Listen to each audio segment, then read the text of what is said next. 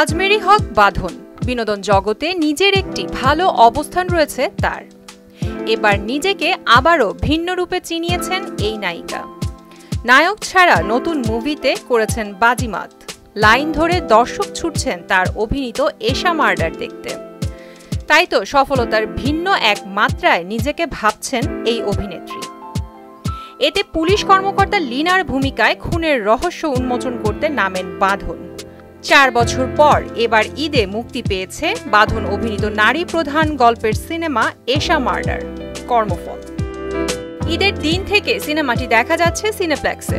প্রতিদিন বিভিন্ন হলে ছুটছেন সিঙ্গেল স্ক্রিনের হল মালিকদের এশা মার্ডার চালানোর ঝুঁকি। বলছেন এশা মার্ডার সিঙ্গেল স্ক্রিনেও চলার মতোই সিনেমা। বাঁধন এর আগেও নারী প্রধান সিনেমায় কাজ করেছেন, সেখানেও ছিলেন সফল। এমনিতেই বাংলাদেশে নারী প্রধান গল্পের সিনেমার সংখ্যা কম। এমন পরিস্থিতিতে এশা মার্ডার নির্মাণের জন্য নির্মাতা ও প্রযোজকের প্রতি কৃতজ্ঞতা প্রকাশ করেছেন বাঁধন।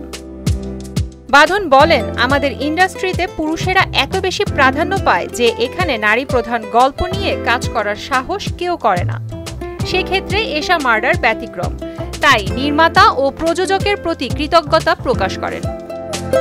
প্রথম দিন দর্শকের সংখ্যা দেখে খুব আপসেট হলেও দিন দিন দর্শকের সংখ্যা বাড়ায় খুশি বাঁধন।